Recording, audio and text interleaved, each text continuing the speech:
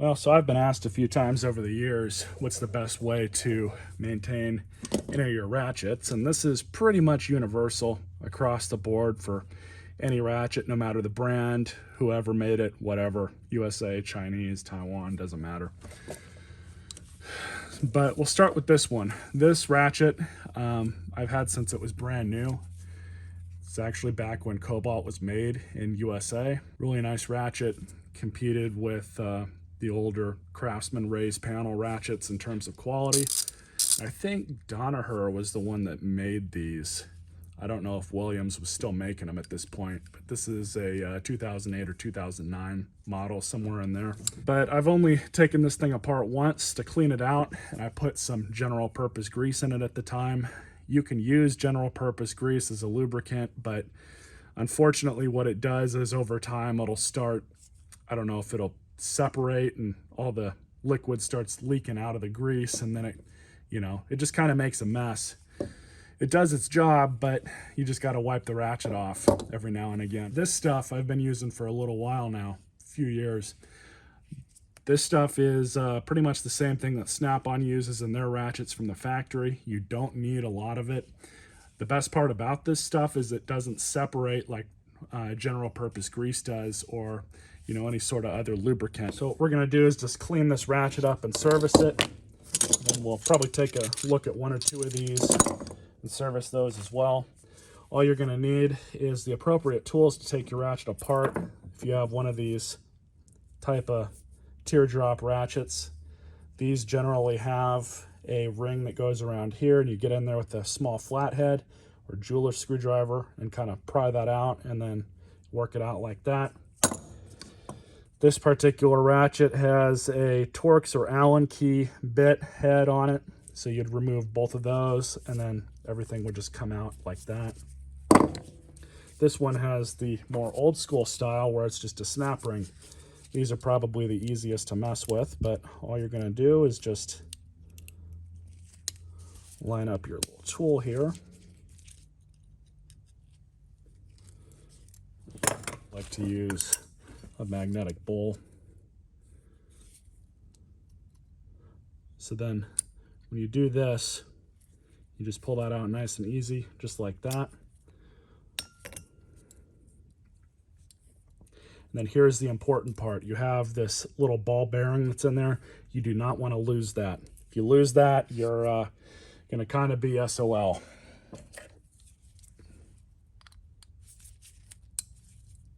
But I like to use a magnet to kind of assist with this process. So you can see it falls out pretty easily. And then you have the selector switch, which, take that out. So you guys will notice that little hole right there with the spring and the ball go into. You want to be really careful when you take out this piece right here, because on some of these ratchets, that ball can fly off and you'll never find the damn thing. So you just want to be really careful and take that off nice and easy, kind of like I did. The benefit of using a magnet is it will magnetize a little bit the outside of the case. The ball will end up sticking to the case a little bit easier, and you're not going to really lose it like you would without it. But that's also another trick too, is to just pull it out with the magnet. So for cleaning of these parts, you can use something like a WD-40. Find that anywhere pretty much, but you can use WD-40 and very carefully just spray everything down. Get it with a small wire brush, hold on to it very carefully and do it like that.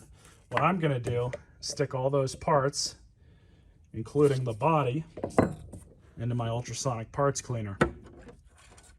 The only thing that I'm not going to stick in here is the ball, but everything else, that's fair game. Just load it onto the tray.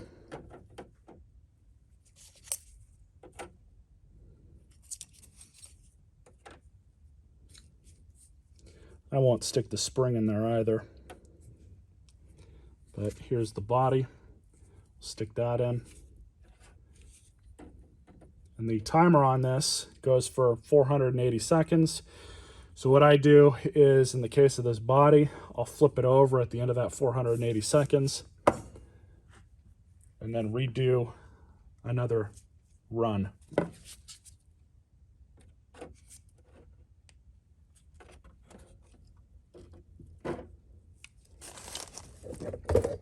So just like that.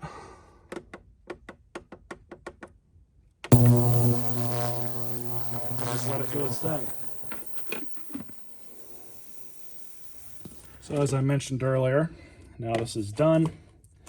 All I'm going to do right now is pull the tray up.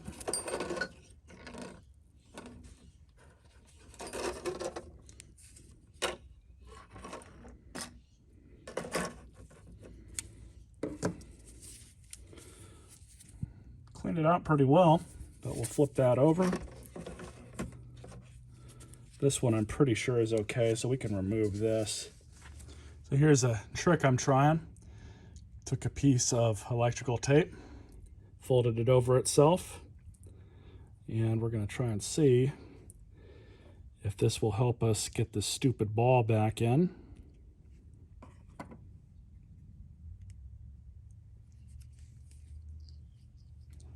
That's right where it should be.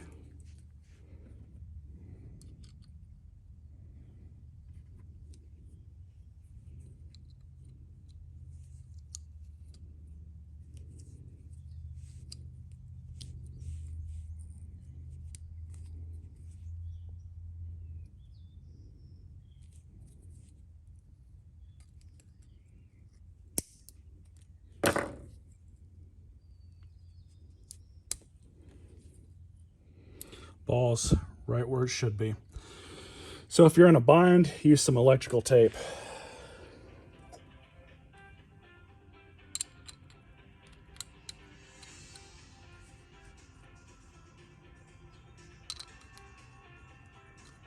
Just like that.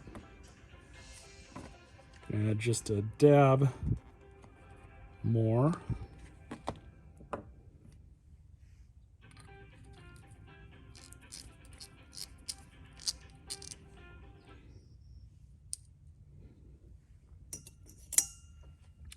Then our case.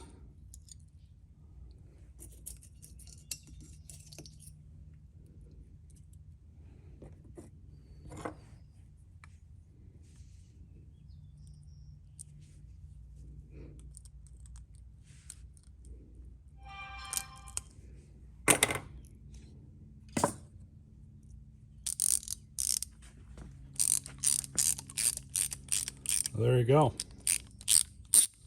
Not too bad.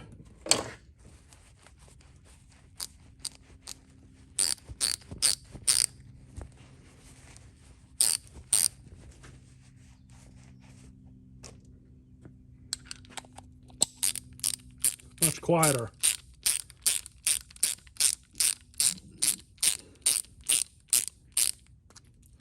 So there you have it. That's how you service one of these. Plus with this electrical tape trick, it's a genius way of saving that ball from flying out and you never being able to find it again. Hope you guys enjoyed this video. This is pretty much universal to every ratchet that there is, no matter the brand, as I said. And if this helped you, don't forget to hit that thumbs up button and even subscribe for more content.